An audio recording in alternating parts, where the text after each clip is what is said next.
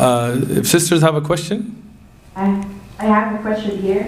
One sister asked, Assalamu alaikum. How do we respond when people say that Ibn Taymīyyah, rahimahullah, and other great scholars use philosophy to refute other people who use philosophy? Is it allowed for someone to use these methods if they have a solid foundation in Aqidah first? Tayyib, great question.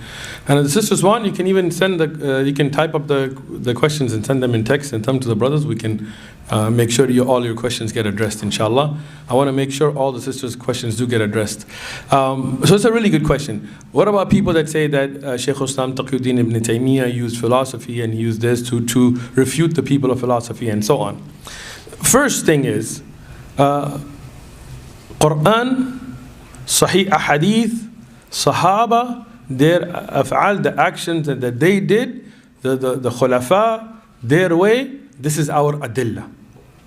Past that, nobody is an evidence for us. Do you understand? Meaning, if, I'm going to explain the Shaykh Taqiyuddin ibn Taymīyyah thing, but I'm just saying, if he made a mistake, does that mean that mistake becomes obligatory upon us? No. I love Shaykh al-Islam, Taqiyuddin, Abu al-Abbas, Ahmad ibn Taymīyyah. I love his father, Shihabuddin. I love his grandfather, Majduddin, Abdul Salam, Abu Barakat ibn Taymīyyah. I love those ulama. It's an amazing household. His student, Ibn al-Qayyim, amazing scholar, great, Shaykh al-Islam in his own right, no doubt. But none of them and no other scholar is an evidence in himself. Understand that, right? Those are scholars. We love them, we respect them, but we don't use them as a hujjah. What is the hujjah? قال Allah or قال Rasul. If the Salaf, yani from the Sahaba, what they did, that is an evidence, first off. Secondly, Shaykh al-Islam Taqiyuddin ibn Taymīyyah, if you look at his condemning ilm al-kalam and philosophy and the use of it in the sifat, it's explicit that he condemned it. There are books written on it, and you can read the books of Shaykh ibn Uthman and others who explained how Ibn Taymīyyah and Ibn al-Qayyim and others, they condemned it. There are times where he showed the weakness of those arguments based on what they brought themselves. Yeah? That doesn't mean he uses those principles to understand the Aqidah. Do you see the difference?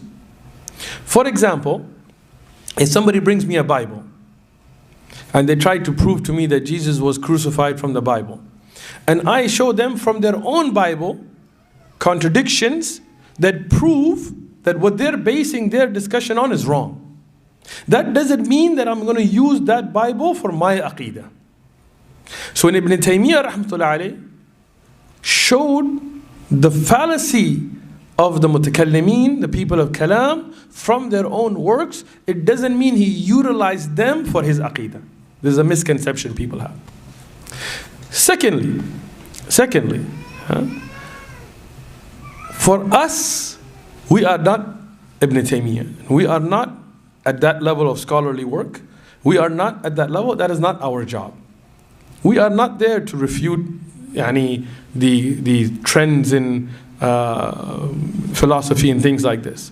We are du'at, inshallah. May Allah make us from them and may Allah accept it from us. For us is to give the da'wah. And to give the da'wah based on the evidences.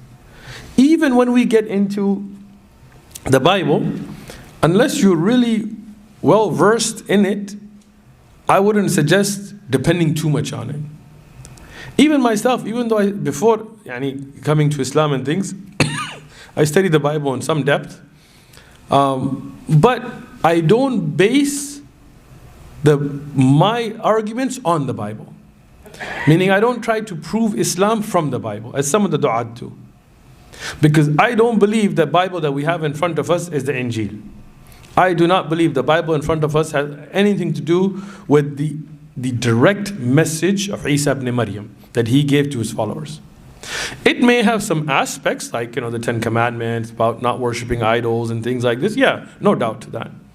But I wouldn't base the arguments based on it. Like some people, they're very big in, the Bible says this about the Prophet ﷺ, it says this about Mecca and things, which is great. I don't really utilize it a lot. Because in the end, if you are going to say that, then what if they come back and say, well, the Bible also says, then you're like, well, I'll take this part and not this part, and then you just look like a hypocrite, right? I use the Bible just to show the Christians that what they're basing their aqidah on is false.